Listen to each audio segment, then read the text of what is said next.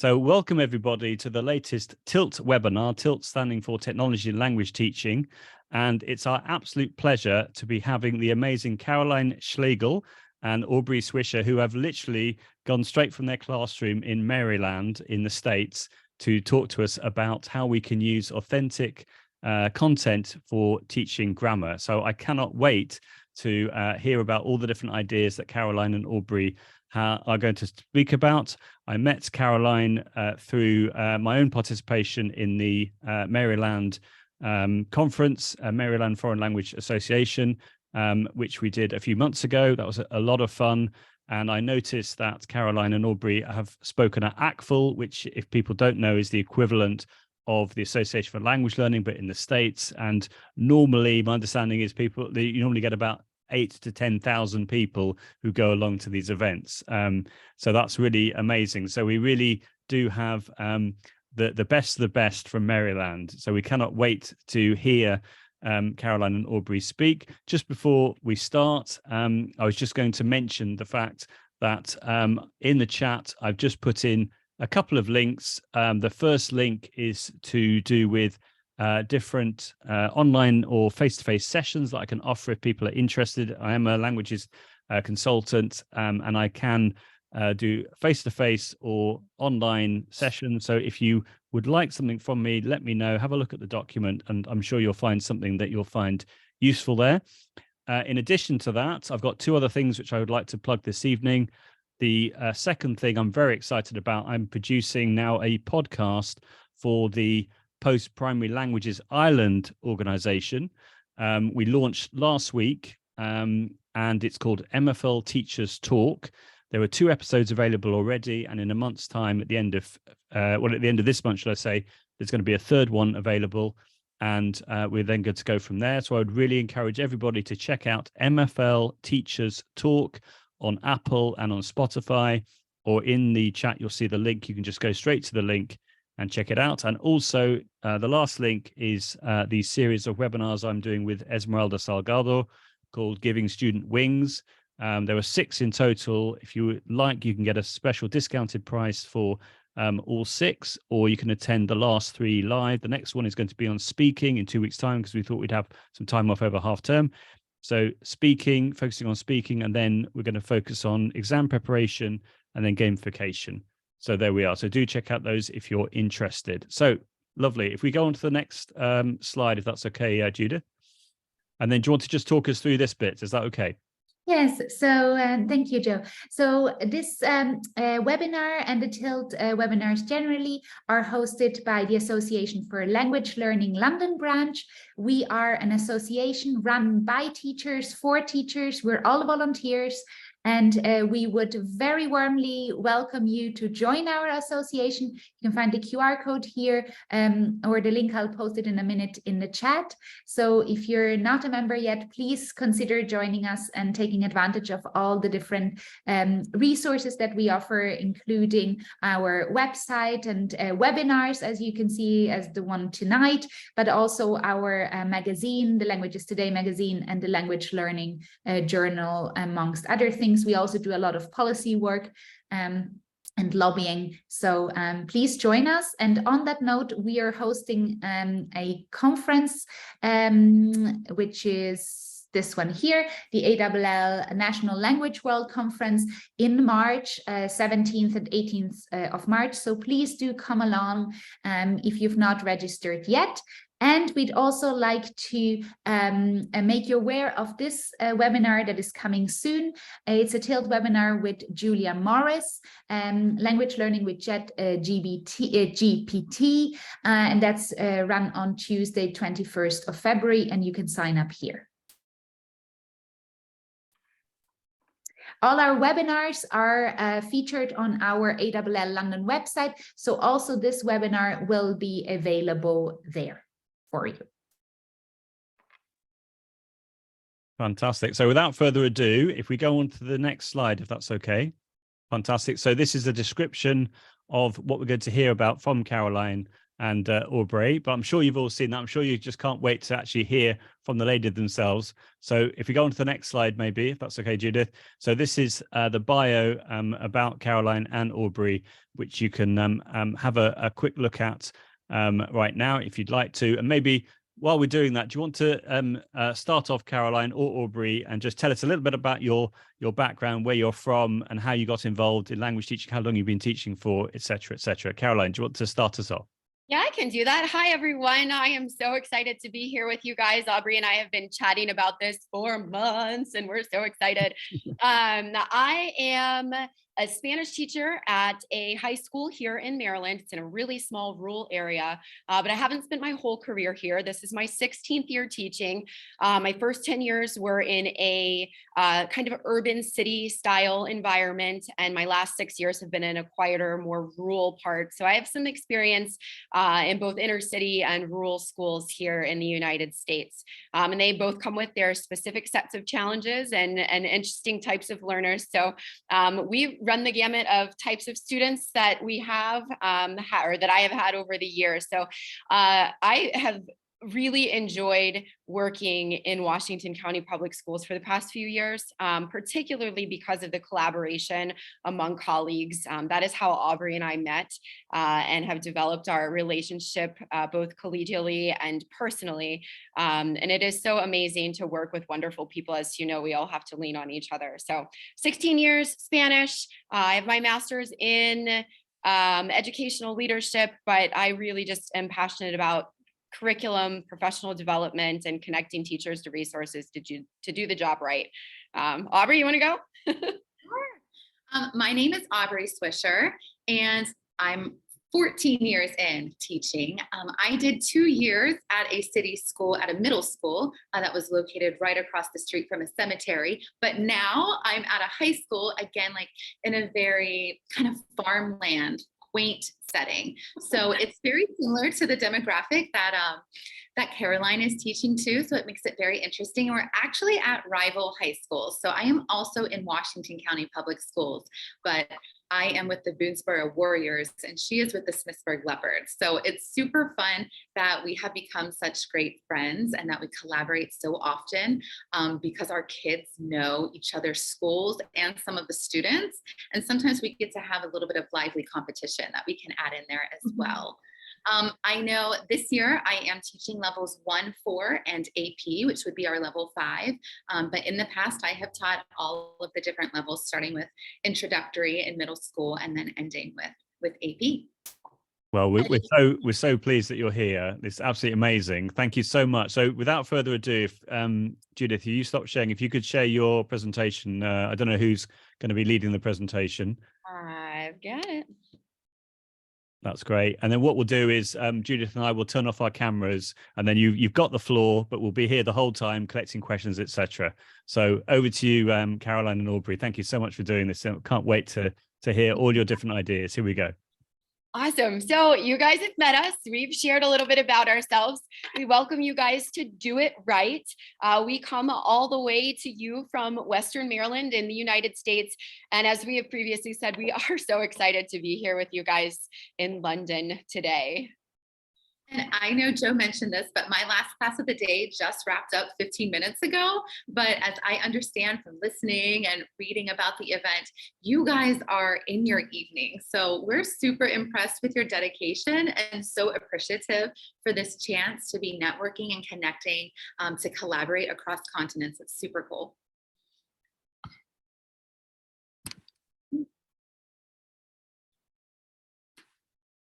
Then we have our mini introduction. You heard about us separately, but if you see, I dropped our Twitter handle in there. We are acquisition whenever we come together. So I am Aubrey, the A, and Caroline is the C, and acquisition, our second language acquisition, making it attainable and fun is our mission, and it all begins in level 1. So we're going to be showing you examples from level 1 introductory. We're talking about like day 1, day 2 stuff, and all the way to, I think our level 4 is in here, maybe even AP. Yeah, absolutely. I mentioned a little bit earlier, one of the reasons I have loved working here in Washington County Public Schools is because we get to collaborate, right? And our collaboration got started prior to COVID. But I'll be honest, during COVID, when we all really had to lean on each other and work with those around us to make sure we were getting the job done right, because it was changing, we were building a plane while we were flying it. And since then, we've been collaborating, as Aubrey mentioned, under the name Acquisition. So any of the materials that you see that we share on Twitter, or we share on Facebook in our Facebook group, or we share via our website, right? If you see that stamp with the Acquisition on it, you know that the materials that are created and that we're sharing have been co-planned. They've been taught in 2 separate classrooms, and then we've co-reflected on them before we share them. And so we know that they're tried and true. They're things that we believe in deeply, and they're things that we've seen results from. So if you're interested in the things that we create and share, make sure to follow us on Twitter and Facebook, and we will drop those things in the chat a little bit later so that you have access to those. Oh, we'd be so pleased to become part of your classroom. Yeah. So the first thing that we want to do is get started. You guys have heard a lot about us, but we'd like to hear a little bit about you. We think knowing our audience is really important. And so if you guys could share with us, please, language, location, level, and libation. You guys are after hours in the UK, and it's Thursday, and I don't know about in London, but on Thursday in the United States, that's like the beginning of the weekend. Like, let's start to relax, right? And so as you can see on the left, there's a model there for you. So I've got Maryland, USA, Spanish, 3, 4, and AP is what I teach, which is similar to Aubrey's schedule. And then my favorite libation, and this does not have to be alcoholic, it can be whatever, is vodka fresca. So if you put that on the side, that'll be fun, because then we can see who we're speaking with. And then whenever we're going through our different examples, especially when you're putting the language or the level out there, we can kind of speak to you and know how many people are listening from that group and who can help collaborate together. But right now we've got no fun water on campus. I think Caroline and I are going to meet up after this presentation for dinner and a beverage. So if you throw in your libation, we'll keep that in mind and maybe try something new.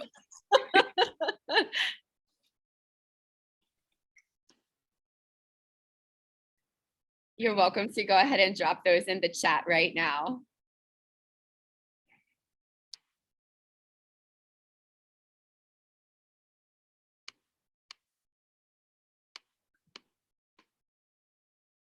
Okay. Aubrey, are you seeing anything in the chat? Maybe not. No, but that's okay.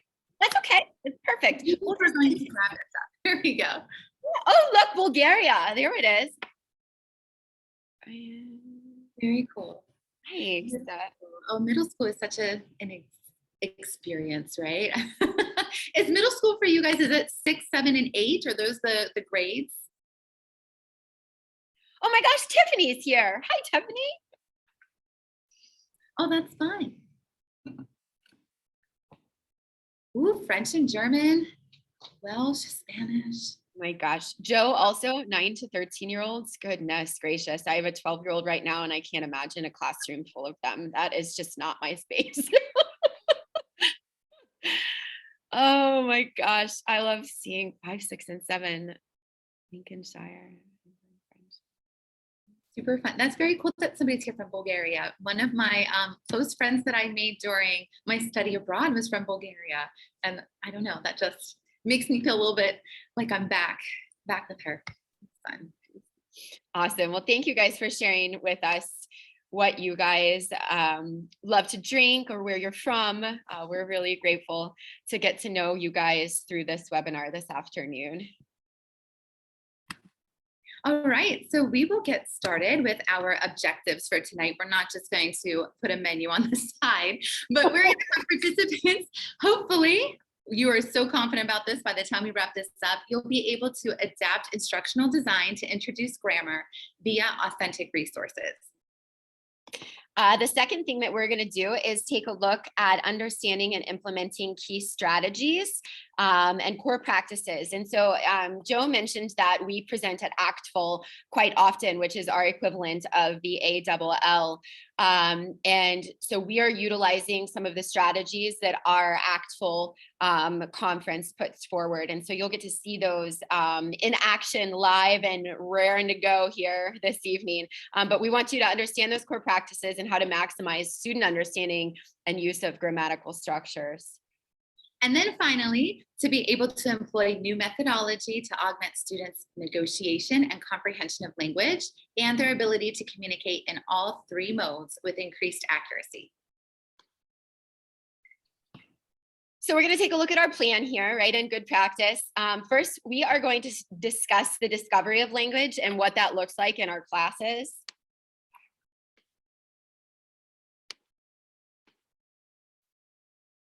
And there's our 3 steps. You see the DUU on the side is going to stand for the 3 steps in our learning cycle: discover, understand, and use. All right, so if you look on the side, we're going to start off with identifying thematic and relevant grammatical structures from authentic resources. So students will be able to interact with maybe a text or a video, but something that was not just made for the learner, but people who are living in these Spanish-speaking communities and have been made with culture in mind as well. Understand. Students are going to negotiate meaning from contextual clues, making word associations and structure identification in context. And lastly, we are going to see how our students use language and context in meaningful ways, and that increases their ability to communicate in all 3 modes of communication: the interpretive, the interpersonal, and the presentational modes. So anytime that you see the DUU, we know how to spell do. So we're talking about discovering, understanding, and using. Yes. Yeah, we promise. We're not getting any kickbacks from Nike here for like just do it or anything like that, or we're not getting in trouble. All right, so here is a visual of the learning cycle that we use. Again, you have those 3 steps and you'll see some arrows in between. We can talk about that at a different time, but those are trying to model feedback and feed forward. But every time that we're starting off with a new unit, or we're starting with new vocabulary, or in this case, new grammar, we want our students to start off in the discover phase. So we're going to focus on the stimulus or the authentic resource that gives real world context and relevance. And instead of telling the student something outwardly, we're going to let them experience the resource, often together, to make it a bit of a social learning experience. And that way, they're discovering, they're interpreting, they're trying to put things together like a puzzle. The second step is understand. And here we develop and employ scaffolds to help students acquire language through higher order thinking. And lastly, we make the loop around to use. And this is where we provide opportunities for students to apply language and cultural knowledge. Now, in this cycle, it looks like it goes around, but at any time you can back it back up or repeat. So I think that's important to keep in mind. Absolutely. Yeah, it is cyclical, but it's not always one way, right? Mm-hmm. So I mentioned a little bit about the core practices here. So in addition to the discover, understand, use process, right? We are teachers who have taught levels 1 through AP. So those are our novice students through our advanced students.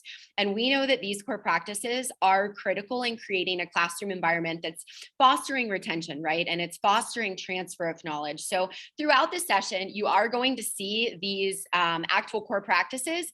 They're going to be mentioned and noted as they align with our authentic grammar acquisition experience that we create for our students.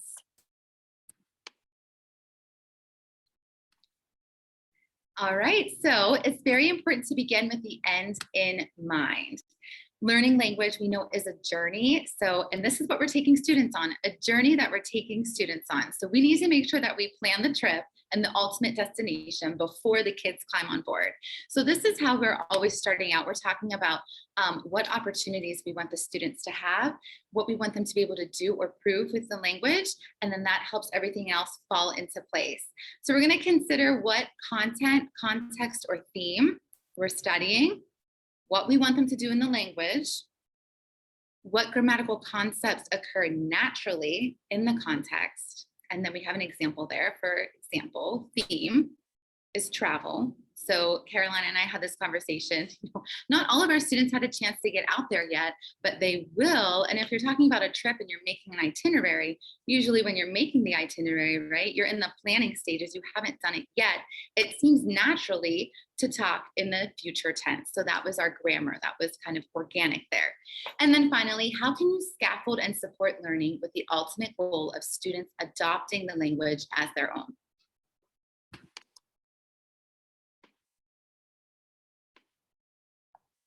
All right, so what we're going to do now is jump into just a quick activity. We love some interaction in webinars. So we would like to know or get you thinking a little bit about our DUU process here. So let's do it right. And we're going to flood the chat. Aubrey, do you want to explain how that works?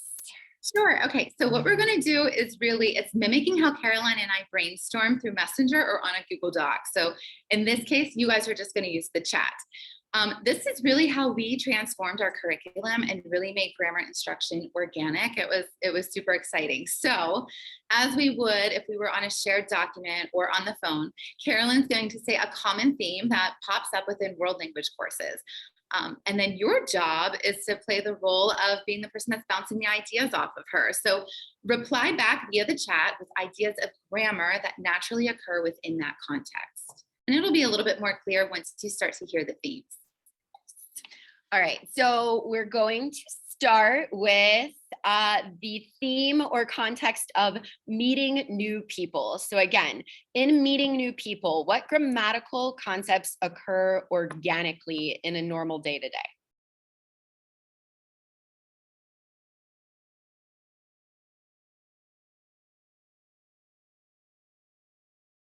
Good. So I see Tiffany says Sarah and a star. If you're not a Spanish teacher, those are two verbs that mean to be. So you can talk about identity, emotion, location. Alexandrina said the same thing, the verb to be. Yep. Oh, good. What people have. Formal versus informal you. Yes. There's a cultural piece there too, depending on your language. Great. I like that you're bringing in the register. So that's an opportunity to have formal or informal. Adjectives, agreements. Absolutely. Definitely. All right. Next theme, traveling.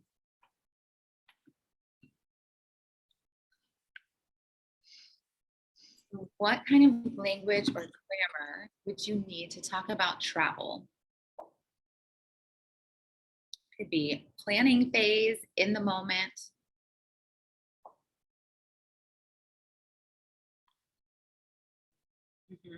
Yes, things you're going to. The airport, right? Future tense, adverbs, talking in the present tense. Yes. Describing a past holiday. Oh, good, in the perfect tense. Yes. You're in our brain, Joe, about the perfect tense there. Future continuous, preposition. Good. All right. Social media. What pops up if we're talking about social media? Advice. Yes. From everyone that you want it from and from everyone you also don't want it from. Solicited advice. That's a Although good one. I know in the US, people really, they take people's grammar and spelling very seriously in some of those posts as well. So it's good to know what you're talking about and how to talk about it. And I think the point of trying to give you guys this activity here is just to show you, like, grammar truly does exist in every single thing, every single context, every single content. And there are just some topics, grammatical concepts that go more organically, right, with certain themes, and thinking about your level in your language, right, thinking about what's culturally appropriate. That is the best time to teach students about language and culture and vocabulary, when you can mix all of that together as it would occur in the real world. Right? Well, again, you get inspiration if you're struggling to think about, like, oh, what concept would go well with this theme. It's also great to do your search, because if you're leading with authentic resources, that means you're going to be reading stuff that's already out there about this topic that's for an audience, a general audience, not just for students. It's not isolated. Somebody didn't make something specific for this grammatical component, but you can read through and see what's popping up.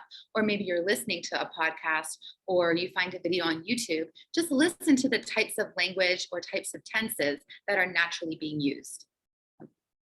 Absolutely. Thank you guys for sharing your ideas. I saw Helen put in there the conditional tense. You are, when we think about the conditional tense, we've done quite a few things in the theme of like beauty and aesthetics. If I could, I would, using that advanced grammatical structure, and you can find tons of resources on that.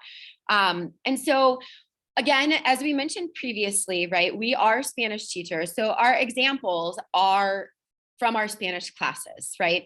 And we, like I said, mentioned that at the beginning of the webinar, but these are actual activities. So the advantage of this is that these are actual activities that we will explain in our common language here of English, but they have been co-planned, they have been taught, they have been reflected on, they've been changed, and then they've been shared with others. And so these examples and templates are things that are real and the things that our students are using.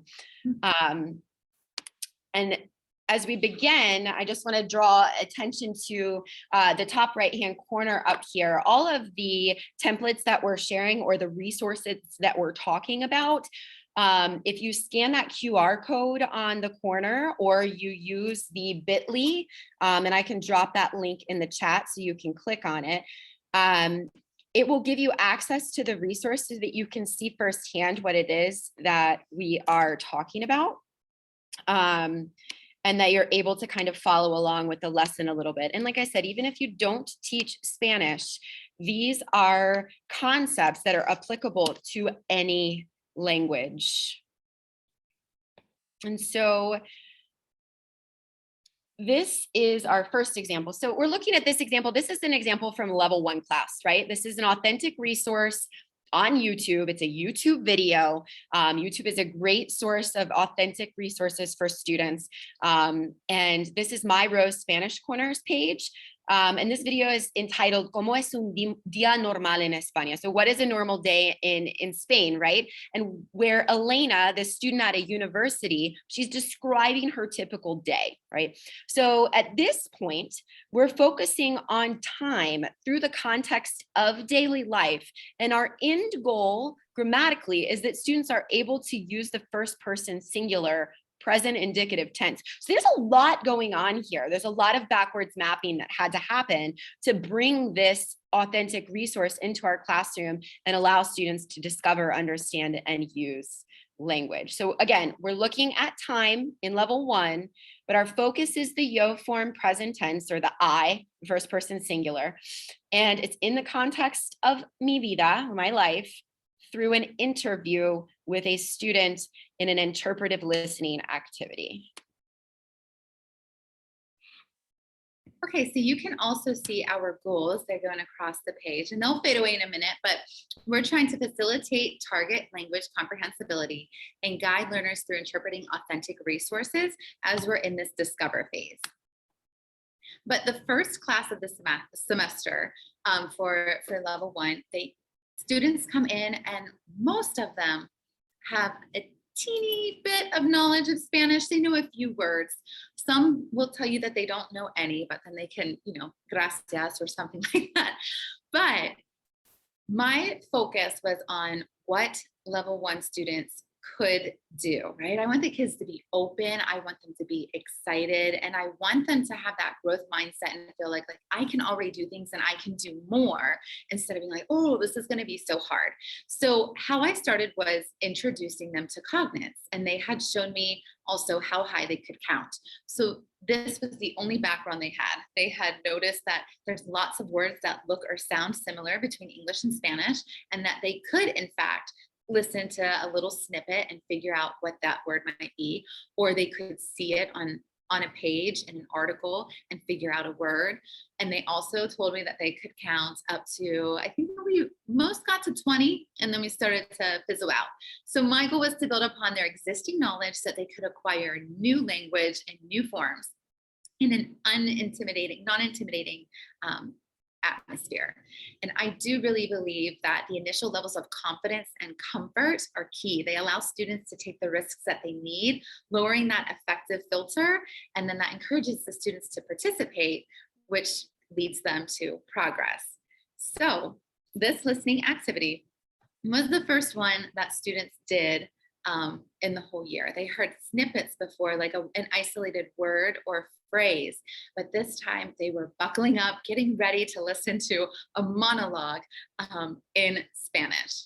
So I wanted to give them an authentic experience, but I knew I needed to build their confidence and comfort through scaffolding. I've got to lead with what the kids know, right? So they were already familiar with Cognates, and through their other classes, they knew text features. So I made sure that I had this screen grab, and then I also copied and pasted what Elena was saying in her interview. And then I figured, okay, I want them to be able to see the yo form, but they don't know that yet. What they do know are numbers. So all I did was eliminate the numbers, but everything else that's around it, if you are a Spanish teacher, you're gonna see a lot of the present tense there. If you're not, if you're finding those words that come around the spaces and they're ending in O's, that's the big pattern that we want them to end up seeing. But they don't know that yet. They're just going through and I'm saying, look at the title, look at the picture, look at the text. What do you think this is about? And so this is already getting them a little bit more comfortable with the activity before we press play. And they can start to make those predictions and see what's happening. The next thing is we turn on the audio and they're listening for numbers. They're listening for the times. So they're learning how to listen for details. And they're listening for Spanish, and then they're filling those in.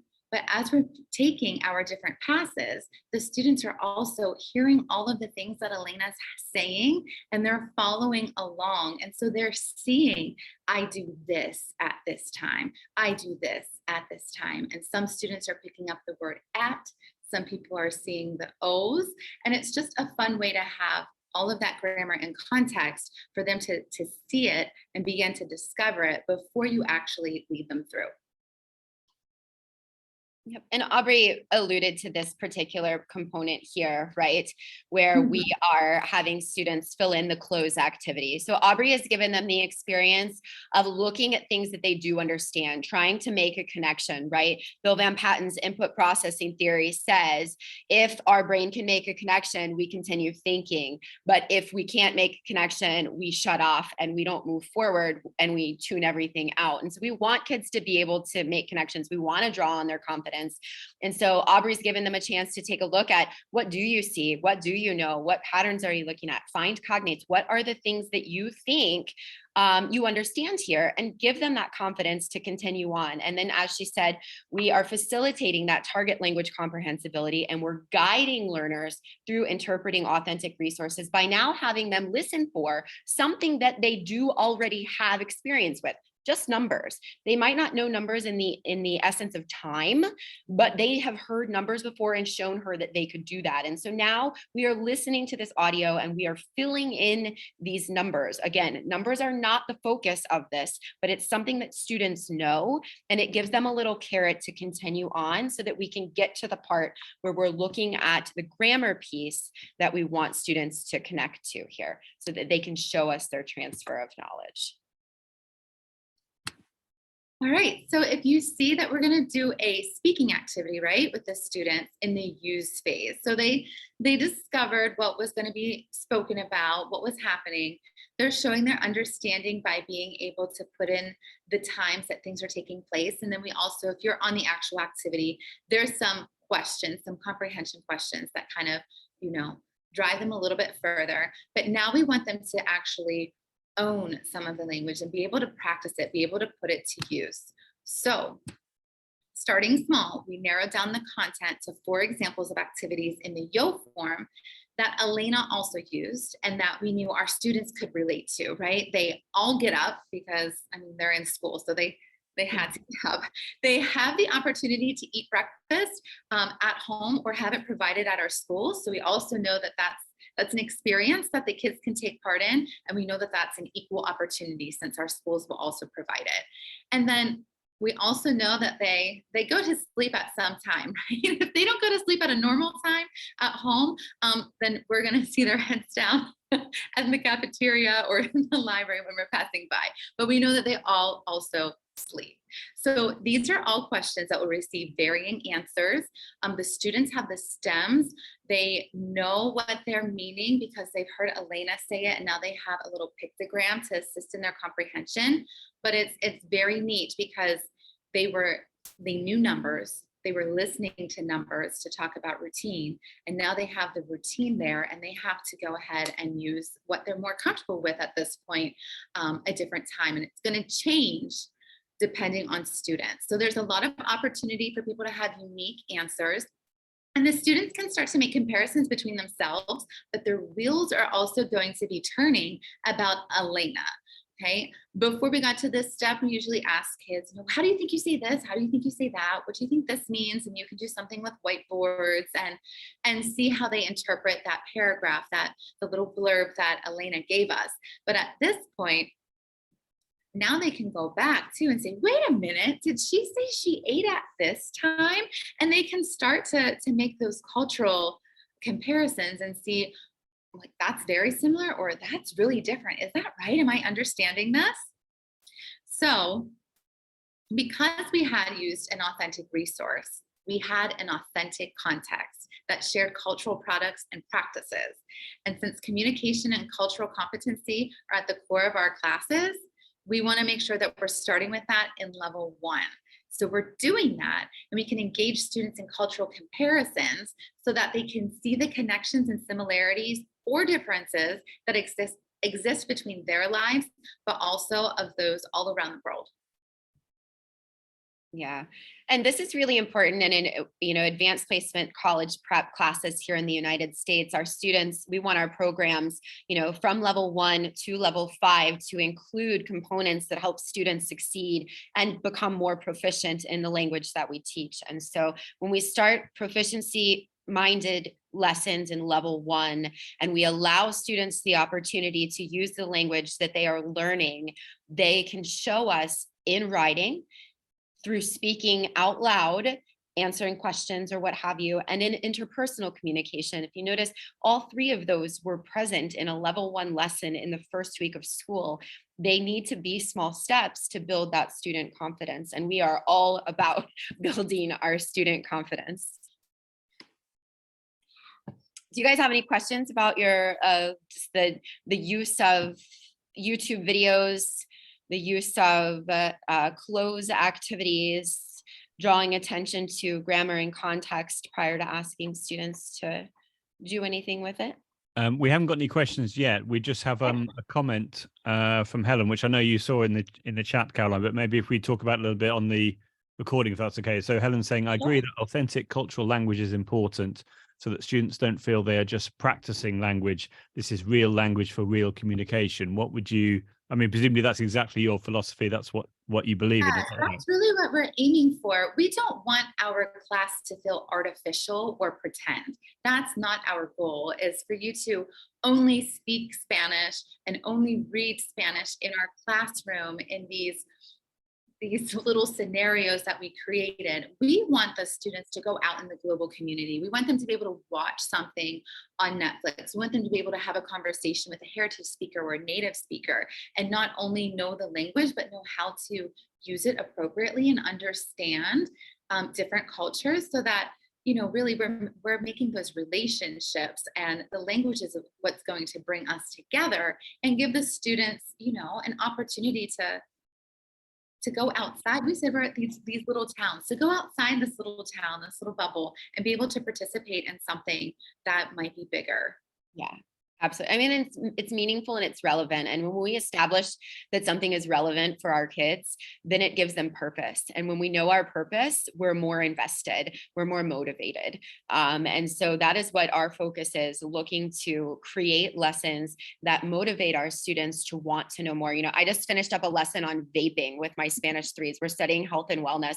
Vaping is a huge issue here in the United States. You got kids hanging out in the bathroom, hitting their vape pens that are the size of a USB thumb drive. And, we have to address that, and so I can do that through my curriculum, through the health and wellness unit. No, it's not in my book, but it's important, and the kids knew it was important. And because of that, they were invested in learning the language. We learned commands. We learned how to tell recommendations, tell people what not to do. I mean, so you can take experiences for students, make them meaningful, relevant, purposeful, and they're more invested in what we're doing in our classes. You know, we want them to feel connected and feel like they're learning not just a subject, but about life. I could not agree more. Absolutely couldn't agree more. 100%. Sorry, Aubrey. Yeah, same thing. I feel like we are so fortunate to be able to talk about almost any theme within the world language classroom. And it's not just a small activity. We're talking about real things that are happening globally that it pertains to their life. But if they go talk to somebody in any other country, you know, they're living the same source of lives. And health, that was a great one that you brought up, Caroline. I know we even did a unit with flu and the common cold. Kids are at the point where they can diagnose themselves. We're like, oh, I told my mom, like she told me what temperature she had and her other symptoms. And I was like, you need to get that checked out. You have the flu. This isn't a it's so amazing. Like they're absorbing not just the language, but actual knowledge that they can apply to their everyday life. I could not agree more. Can't wait to hear some more ideas. This is great stuff. Brilliant. Thank you. So now we're going to come at you with an example from our level 2 classes, right? And so this little example template that we use is called read, observe, interpret, and note patterns, right? And so we're looking here, if any of you are familiar with the PACE model, it is where we are allowing students to discover grammar and context. And so we want to give them an opportunity to make connections. We want to give students an opportunity to, we want to draw attention to things, and we want them to co-construct meaning, and we want them to figure out what is going on, right? It's our discover, understand, use process. We want kids to make the connections. I don't want to slap notes explicitly on their desk and just say, here's how you do commands and telling people what to do, right? That's boring. No one cares, right? We want to give them an experience that's authentic and real, that's culturally relevant. And so at this point in level 2, we're coming at them with the context of vacations, right? And we're looking at giving directions, and we're doing this with Google Maps, which is our online tool. And we're, again, focusing on the core practice of teaching grammar as a concept and using it in context to focus on meaning before form. And then again, this is something that we know all of our kids can relate to and they have access to. Many of our students are walking around with a phone, but we also have one-to-one Chromebooks here, Google Chromebooks. So we know whether or not you have a phone, you do have access to Google Maps. This is a real thing that they can use on their own. Okay. So Google Maps, super easy. You put your, starting point and your end point. And so like we've mentioned quite a few times, right, we pride ourselves on creating these proficiency-based and culturally rich lessons. So right here, we're checking out glamping sites in Salento, Colombia, and we are exploring different places to go, different things to do, and of course, we need directions, right? And so on the left-hand side of the screen, you guys can see that we've pulled a set of real directions from Google Maps. We found a skate park. Some of our kids like to skate, and eventually kids can pick their own place that they want to go in Colombia. But this is the one we used for reference. And we want to go from our glamping site, which some of our students were like, glamping, what is that? Like, what do you mean it can't, like fancy camping? Like, that's fabulous. So, they're interested in the place that we're staying and the place that we're going. But we plug that info into Google Maps and voila, right? We've got directions and pictograms that are automatically created by Google Maps that help us navigate language, right? Pictograms help us navigate language. They help give us clues, and we are able to see on the left-hand side here the commands in Spanish and the little directional arrows that help focus on that grammatical concept that we're actually honing in on. And I know I mentioned that those pictograms show up, but Pictograms, I just want to kind of side note here. We use pictograms all the time as teachers. I don't know if you've noticed, but anytime we give directions to students, if it's a writing task, you'll see an icon with a writing, or if it's a listening task, you'll see an icon with an ear. If it's a speaking task, you'll see an icon that says that they're speaking or conversing in some capacity. But that helps add clarity to our lesson and allows students to understand more of what it is that they're supposed to be doing. We want to make our language more understandable, more comprehensible. And I just want to see, like, what are other ways that you guys use pictograms, or not that you use pictograms, but that pictograms occur naturally in the world? Where do we see pictures helping people, learners, speakers of other languages, me as an English speaker looking at English, not sure what that sign is? You know, how are we, where do we see them? Stores, great.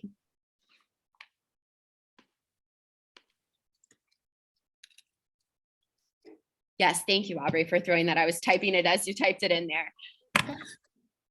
We just threw that in the chat. If you want to try using pictograms, Yeah, the Noun Project. All of our pictograms come from the Noun Project.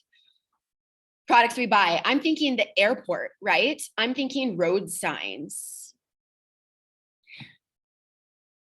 Tiffany, my kids love walking through Lowe's. It's our hardware store, and they are great with pictograms, with English and Spanish and the picture. And they're like, oh, and my kids will use the picture before they could even, read and like be spelling words to me. And I know how to spell this in Spanish. Awesome. So again, pictograms are everywhere. And right here on the left-hand side of our screen, we see those arrows that are helping our students understand what these directions are saying. It's adding clarity for our kids, right? So again, in focusing teaching grammar as a concept in context, we move to the second part where students are understanding. Okay, so since the students had the pictograms to begin with, right, and their authentic tool, their authentic resource, we're trying to see, can you make yourself a little cheat sheet? Can you figure out what these things are saying? And so they have 3 columns here. We've got a direction, the infinitive, what it came from, and then the symbol. So we did the examples first for the ones that weren't cognates, would be maybe a little tricky. We took them straight from there, right? And now we want to see, can you identify this pattern? Remember, they're going to be doing commands is their grammar that's in context. So we're saying, look at this. Here was the command that they used in the Google Maps. This is the infinitive it came from, and this is what it meant. Look again at this one. And so they can start to see that pattern. And now we gave them some more terms in the infinitive form that might help them in understanding directions or providing directions to somebody else. At this point, we're hoping that they can work either alone or in a small group to hurry up and pump those out, to see that and go, oh my gosh, okay, you just do this. I think it goes like this.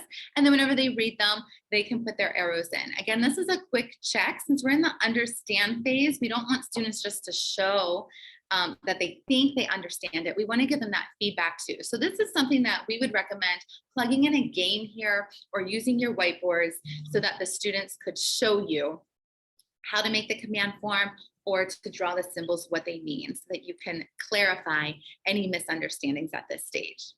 Yep. And so at the beginning of this lesson, right, we knew we wanted our students to be able to give and follow directions using commands in the context of travel. So here you can see we have a map. It's pulled out. It's from Salento. It's an authentic resource. And we're asking students to apply what they've learned in a low risk activity, right? We're moving from point A to point B, and this is not a difficult path to follow. And so we're just trying to gather some formative assessment feedback, trying to figure out where our students are, and trying to make decisions on what we need to do to help them better utilize the language, understand the language, and move forward. And so right here, we're just seeing, can they get us using what they just saw previously with what they determined were the commands or correct commands based on what they saw before? Can you get us from point A to point B, right? And if we see that they can't do that, we can go back and address misunderstandings. But if we see that they can do that, we can take some direct steps forward. So what Caroline had just showed you was a time for them to use their presentational writing. And that's something that they could do on their phone as well, right? They meet me here, and then they tell, go here, turn left, right. I'm right across from this place. But we want them to be able to use it out loud too, using words instead using their voices, right? If they're on the phone, or I guess ours don't hold the phone this way. They are always on FaceTime or Snapchat or something like that. So we want them to be able to talk to their friends though, and tell them where to go. We want them to be able to hear their mom or their dad or their host family tell them how to get from one point to the other. So we have another situation, and we keep using authentic resources here. Like, we made sure that you see that Bogota, right? We're still using maps, actual maps from Colombia in this area. And now we have our situation. You're on vacation with your friend and you want to surprise him or her. You arrive early, and then you're buying tickets there, but now you need to get your friend to meet you there. And so since it's a surprise, you're not going to just mention the name and have them Google it. You want them to be excited, like, oh! So it says use detailed directions. You don't want them to get lost. Use detailed directions to get them from point A to the surprise destination. So it's fun. And the kids now, they had all of those baby steps, right? They saw the patterns with the pictograms and they learned how to say what. Then they put it together in a mini writing activity. If you saw on the last slide, it was only 3 steps. It was a very short route. But that way, Caroline and I, or any teacher, right, could be circulating, and you can give the students feedback so that they're feeling comfortable, they're feeling confident, they have direction, and then they're able to go ahead and interact with a friend or an actual Spanish speaker. It's always fun because we always try and focus on getting students. We never want to do an interpretive task where we don't ask students to then do something else with it. So, we want students to interpret the map. Well, it's not just good enough that you can tell me what point you arrive at. Now I want to see you write where you can go. Then I want to see you speak. We want students to be using the language, because if we're just giving them opportunities to interpret language and never giving them opportunities to write or speak, their skills are not going to be useful when they are traveling, when they are interacting with native speakers, when they are interacting in situations where they need to use the target language. Okay, and level 4, we kind of alluded to this example earlier. It's really exciting to us because although it's one of our last examples this evening, I feel like this was the lesson where we really started to have this conversation between the two of us. And it did start, as Caroline had said, during COVID. And we're trying to make things interesting. We're trying to make them real. And so we're like, okay, how do we do this? So we were coming upon the travel unit, and we were highlighting international trips and tourism. And as I had mentioned before, students at this age in level 4, we often have sophomores, some juniors. So they're around 15 to 16, 17 years old. But many of them have not had the opportunity yet to go abroad or to take an international trip. Many of them haven't been on an airplane yet. So again, we don't want it to be an isolating event. We want it to be real. We want the students to be able to relate to it. So we're like, well, they can all dream. And how many of our students have been talking about how, they will leave. I will leave this little small town. I will go live in New York. I will go here. I will go to wherever, but will. So there it is. A perfect fit with dream trips and travel itineraries is the perfect tense, the future tense. Yes. So we're talking about where will you go? When will you go? What will you do there when you arrive? What will you see? What will you eat? Right. And so when we pulled up an itinerary, we wanted to give students a chance to read through it, figure out what was going on with it. And then we wanted to make sure that we were drawing attention to the grammatical concept that we wanted students to focus on. And so we asked them to highlight 8 examples. And we asked them to then tell us what subject they thought it related to. So trying to draw on their prior experience of subject pronouns as they relate to verbs and see if they can create some patterns. From that point, Okay, we asked students then, once they've kind of done a little bit of discovery here, we're asking them to look at the infinitive. What is the infinitive form of this? Where do you think that this word comes from, right? And then we want them to use their own example. The future tense is very easy in Spanish, and so the patterns are really recognizable, and we don't have to spend too much time on this, but we allow the students to use it in context, and they're practicing the verb conjugations in that very last column there after they've discovered and attempted to understand what was going on. It's also important to note here that we're not just asking them to pull patterns. We do want them to understand what's going on in the article. And so on the right-hand side, you can see there are a series of questions, and these questions are asking them to pull from the article to show that they do understand what's going on in the article. And so they're kind of combining their understanding plus the combination of the verb tense that we're drawing attention to here. Yeah, so I think if you're really understanding the process, that important thing is where Caroline started and said that they get the article and they're highlighting it through the article and finding it that way. At no point do we flash up a chart or give them something in Google Classroom that says, you know, future tense, these are irregular, these are your endings. We're not writing that on the board. They're putting it together like a puzzle.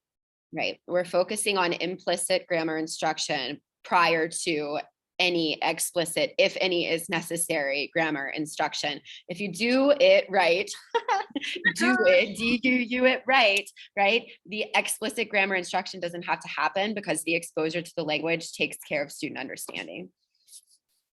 Okay, and then this right here was super fun, a way for them to use the language and to learn so much from each other about different places and different opportunities that will be available to them in the future. So you'll have a little blurb from my Google Classroom. We did this as a digital task trade activity. It was super fun. And students were writing, they were reading, they were proofing and interpreting with the intention of owning the language and actually using it in its natural context. So you can see what they were doing. It says, where will you travel and why? What will you do and what will you see? So for the first step, students did the left column and nothing was bolded here. But students had the chance to go ahead and put in their words. I'm sorry, I saw the chat, it distracted me. They put in sentences about where they would go, what they're going to see, and they practiced using the future tense. And then we gave it to another student to go ahead and read and find out where was the future tense, and they highlighted it. They bolded it if it was great. They highlighted it if there was an error so that students could go back and recheck it. And then we had them put in images at the end to prove not only could they see grammatical patterns, but we want them to understand the context that it is used in. So they had to put in an image that showed what each step, what each day was talking about. Yeah, this is fun to do. You can do task trades in any language. And I just put the link in the chat for just a 2-round story. You can have students, you could be in level 1 and say, I am tall, my name is whatever, I like the color brown, I am 15 years old. And then students pass them in class, or you can do it digitally. And then they're interpreting what their partner said, right? And so it just gives a little bit more ownership when you know that someone else is going to look at your work so that they can interpret. And it also allows the student to feel confident when they get their work back and they see that someone actually did figure out where they wanted to go and what they wanted to do. And it allows students to feel successful in language learning just right here in our own classroom and planning their own itineraries. Joe, how are we doing on time? Do we need to wrap it up? Well, officially, this is sort of around the time when we would be wrapping up. I think probably everyone's wilting a little bit. I've been tweeting like crazy and checking So we'll pretty much end it. But we wanted to, you have a session coming up with what we were going to talk about too. You know, sometimes you can't find that authentic resource, but you can be the author for the job at times. Just make sure you're using that natural context. And now you also have a friend and collaborative partner in ChatGPT. So we were dropping that in there too as an extra tool that you could use if you're just not coming up with the resource in the moment. Yeah. All right. would you like us to continue, or do you want to? Yeah, I mean, absolutely. I mean, people can Okay, watch. great. If people need to leave now, that's Perfect. not a problem. Perfect. If we have a few more minutes, that's fine. Perfect. And people can watch the recording afterwards. Yeah, absolutely. I think we want to learn from you as much as we possibly can. So, Awesome. yeah, a few Awesome. more Well, minutes thank is you. absolutely fine. Perfect. Well, we only need a few more, so we can chat quick.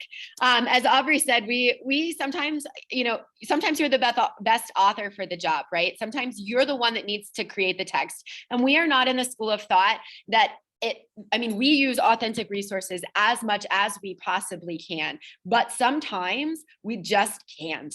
And so we know our students best. We create our own natural context for them. And one of the things that we have recently done, and Aubrey, I'll let you explain this, because this was kind of honestly Aubrey's baby. We have our own little respective babies that then we both nurture into these great ideas, right? But I'll let Aubrey share a bit about this for a second. This came from a phone conversation, and we were talking about, again, like, what form do the students need that they haven't really had yet, or maybe they saw it but it wasn't recycled. And then I'm like, oh, wait a minute, my students were just asking me, like, they didn't want to say I did this, they want to say I have done this, or have you ever seen this? So we're like, oh gosh, and we were doing it with travel. So like, what if we find a way to mix in the present perfect, the present perfect into our travel unit in the planning stages.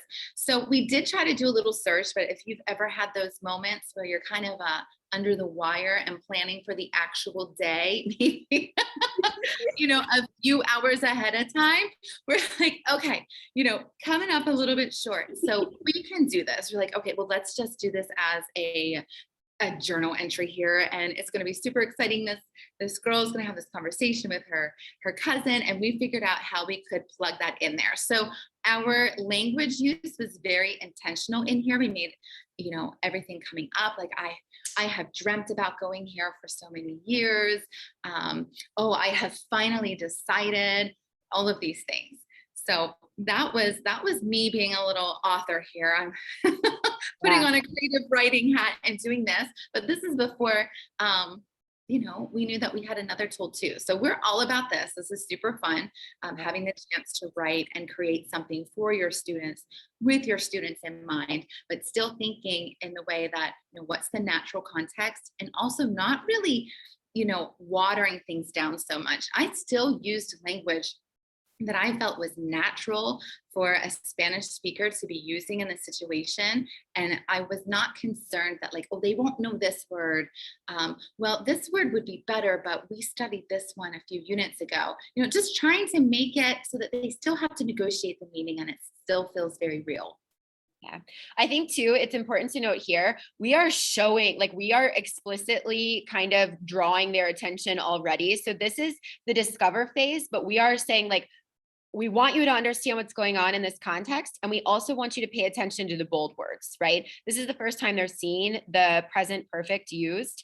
And so, or past perfect, used. And so we want them to see that, and we want them to then respond to it. So we're asking them, have you planned a trip? Well, they're going to answer the best they can. We're asking them to use the structures that they see and what they know about language to try and answer the prompts, and we're guiding them through this conversation. So this interactua is a chance for them to interact with the language, which is really, really great. When we move into the understand phase here, we are asking students to go back to that reading, and we are asking students to pull the form of the verb haber, and then we're asking students, what person do you think that is? What is the subject pronoun that would go with that? Okay. Then we're asking them to pull the participle that was the second part of that bold word. And then we're asking them to connect to their prior knowledge and what they know about language since they've been studying it for a few years and write the infinitive. Okay. Then we go over all of that information with them in an electronic game like Kahoot or whatever other tech game that you want to use. And we want to increase their exposure to what they've seen, right? We want to verify through the resource, the Kahoot, that they have understood and pulled the information that they needed to from the little diary entry that they interacted with on the previous page. Then at the bottom, that's where you see, for the first time in any of our examples, some explicit grammar notes here, because this is brand new to them. And we ask them to put in one spot right over here what they have pulled. We're not giving them the notes. They're trying to make the connection themselves. They're trying to figure out, we didn't say, ado goes on the end of AR verbs and ido goes on the end of other verbs. They have to pull that information for themselves and make those connections. Not a single student in my classroom couldn't do it. It is obvious at the end of this practice what it is. And so that was great for our kiddos. And those are the strategies we want our students to have. We want them to be able to read something on the internet or on paper, or to hear something. And if we're not standing with them, we don't want them to feel lost. We want them to be able to look for patterns and use these strategies that we practice in class to be like, oh, and start to piece things together. So the students become a little bit more open-minded, and they're used to putting these puzzles of language together and negotiating the meaning versus, looking to somebody else or to something, right, to help them. They can function, they're highly successful in actual situations then. So here again is our use. We wanted the students to be able to go ahead and go through these steps, be able to use this grammatical point in natural conversation. So they've talked about their experience, what they have done to plan or to research a trip. And that goes great with what Helen was just saying, because one of my biggest, pieces of joy from something like this was in level 4 with this activity and with the itinerary. I had an actual student who had looked up Barcelona, and that was her itinerary that she focused on. She was starting out, with the future tense, but then we're talking about what have you done to plan for this, and she's using that.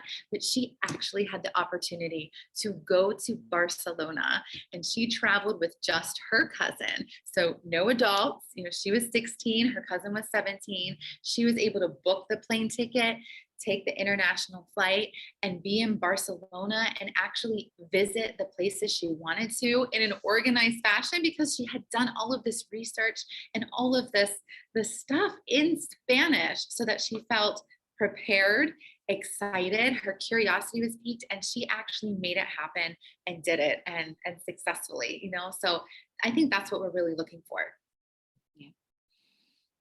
Yeah. Joe, I agree. I was like, oh, so excited. And she was missing school. I'm like, miss school. Just send us photos on Instagram or send us a video via email. Yeah. Awesome. So that piece, right, she was able to pull on her experience to be able to chat about this with her class. And that's what exactly we want our students to do in this part 3, right? Their interpersonal conversations. One of ACTFL's core practices is making sure you're intentional about including opportunities for students to interact in the interpersonal mode. And so students create questions, and then they have to talk to each other about, ask each other those questions using that present perfect tense. And so they write the question in the to form, right? What are you doing? And then they respond in the yo form, and then they present that information in the third person singular, right? The ele usted form. And so they're using the first 3 verb forms there, and it allows them an opportunity, and it allows us an opportunity to see if they know actually what they're doing, which is great. And then, right, this is what Aubrey was alluding to previously about plugging Joe's session for ChatGPT. But we are using OpenAI and ChatGPT to our advantage. We know that you guys have heard the buzz. We've seen it all over Twitter, and we've seen it all over literally every news outlet, and teachers are buzzing about it. And a lot of the conversation is really negative about ChatGPT and, the potential for students to cheat or whatever. And I argue that Google did the same thing years ago with Google Translate, and you just have to learn how to navigate things and use them as a tool and continue to give kids strategies. But we are using ChatGPT to our advantage. As Aubrey mentioned, you don't always have the time to develop a story that's intentional with a grammatical concept, but ChatGPT has about 2 seconds to create it for you. And so we just said, you know what, let's continue this story about Miriam, where she's going with her cousin to Ecuador. We're in the context of Ecuador here. We're studying vacations. And let's take a look. Let's just ask ChatGPT. Write about 2 friends traveling in the airport, including the steps taken from arrival to check-in to departure from airport to airport. Boom. 25, half seconds later, we've got Querido Diario. And I had to edit just a couple things, right? ChatGPT doesn't take away our expertise as professionals. We are still the ones who know our kids. We are the ones who understand how language functions really. We are the live humans who speak and negotiate language all the time. And so we are still very valuable in making sure that these resources that ChatGPT creates are good for our kids. And so this example, I had to change a few things. We were talking about Miriam and Juan going. And when we went from that, okay, we created, this is our pictogram. Now, this was a vocabulary activity to introduce some airport vocabulary, but it recircles back to the grammatical focus, right? And part 1, they're figuring out what is the text just generally about? What are we trying to understand in this text? They're talking about the steps of traveling in an airport. Then we want them to look at the text that was written, the ChatGPT over here on the left-hand side of the screen, this diary entry. We want our kids to highlight the words that they see in this list that we have here. The list goes on. There's like 15 words in the list, but we're not telling them what they mean explicitly in English. We're giving the opportunity for them to negotiate meaning. They're using the context of the diary entry plus the image, the pictogram that we've given them, to then make a decision with themselves and maybe a couple other people sitting around them on what those words could potentially mean, right? And so after that, students jump into a listening activity. So now we've seen the words in writing and we want the kids to hear the words, right? So we found this video on YouTube and we said, you know what, let's just pull our vocab list. Let's put it on here. And every time the kids hear the words occur naturally in context, they're going to put an X next to the word. We are going to hone our listening skills. We're going to practice listening to speakers that aren't Senora Swisher, Senora Schlegel. And we are going to attempt to identify what words are in this particular video. And they might not say hacer cola, right? They might be using some other tense of the verb. And students are able to recognize that and make those connections because they can see them in front of them. And again, noticing that we have our pictograms in our directions here allows them to help understand what it is that they're asked to do. Do you want to talk about this part, Aubrey? Part 4, sure. So in part 4, the use phase, students are getting additional exposure to get another authentic resource. So we found a great infographic that shared travel steps, and then we asked students to use it to observe similarities and differences between the steps shared on the infographic and the diary entry that Miriam wrote. So the infographic shares information about traveling through customs, and the diary entry did not. So they're going to get a little bit more here. And then therefore, we're asking students to show their understanding of all of the sources and the steps of traveling by answering the 2 questions. What step did the infographic mention that Miriam did not? And do you think that Miriam and Juan had to do this step? Explain. So they had to go back and figure out what was the step that was missing. Again, everything's in the target language. It's all in Spanish for them. Looking at the infographic, comparing it to the text. I think that's not the same word, but it looks like the same. They still have images, right? But then they can find what was skipped. Oh, I don't see this. I think it must be this. And they have to interpret what that step was and then go back and figure out, what's the difference between the trips? Why would one trip have this extra step that another one wouldn't? Right. And then finally, we used ChatGPT one more time in this lesson.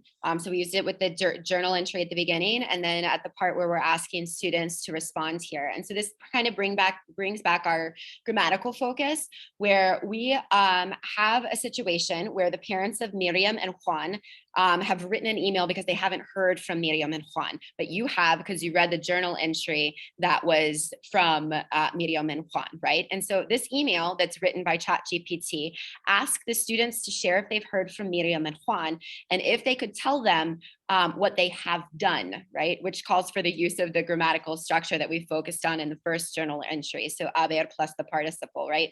And that was presented in journal entry 1. We're asking them to revisit that, right?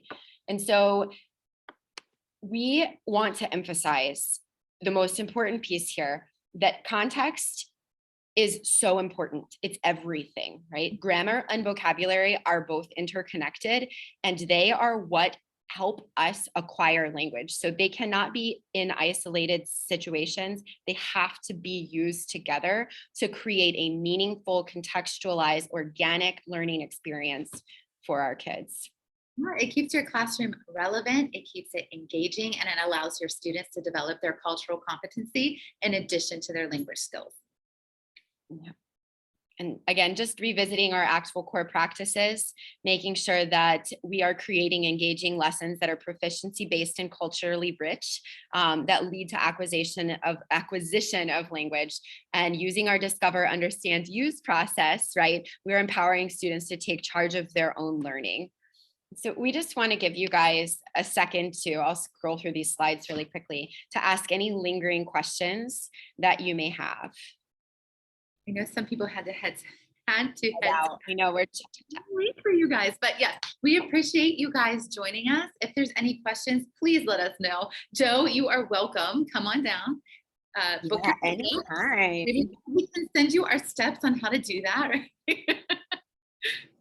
Fantastic. Well, it's been amazing. Brilliant. Yeah, Judith, I loved your comment at the end. So for the benefit of the recording, it was, I want to come into your classroom. Yes, yeah, I want to be there. Oh, thank you so much. That's the biggest compliment. That is a huge compliment. I just, I accidentally posted the copy and paste to chat piece, but the Facebook piece there, if you want to join our Facebook, we have a Facebook page where we share these lessons that we create. We're on Twitter. Our email is there. And then we do have a website that we're starting to develop that I've linked there in the chat as well. And there's some new things. If you need something for Valentine's Day, we've got it for you. Check it out. Well, thank you so much, ladies. It's been really, really fantastic. I love the way in which you brought everything together around those core practices from ACTFL, and how you've shown us all these authentic ideas, and very, very, very up to date with ChatGPT. That's amazing. That's given me, and I'm sure lots of others, lots of food for thought as well. We really appreciate, as I've said, you sharing your ideas from rushing from your last lesson to the Zoom session. It's been fantastic. Thank you so much. Happy to do it. Judith, any final? Sorry, Aubrey. Oh, no, I was just thanking you so much for hosting us. We were very excited to be able to be a part of this. Fantastic. Well, I think everyone's done really well. I know that we've only got a few people left, but it is 10 o'clock in the UK. You guys are amazing. And I'm sure that we'll get lots of people looking at the recording. I've been tweeting like a crazy person. So I'm sure that will help as well, amplify. But yeah, it's been great. Judith, any final words? Just a massive thanks to you, Caroline and Aubrey, for this really amazing session. As Helen was saying, it's re-energizing. It might be late over here, but we have learned so much, and we're really excited to take these ideas into the classroom. So massive thanks to you both for so generously sharing. Thank you to Joe for hosting, and thank you to our brilliant audience you've all been engaging so brilliantly, and we look forward to many more people seeing this recording later on to be able to learn more from you, Caroline and Aubrey. And the recording will be found on the AWL London website under Tilt Webinars. As said, please consider joining AWL, and hopefully we will see many of you at Language World Conference.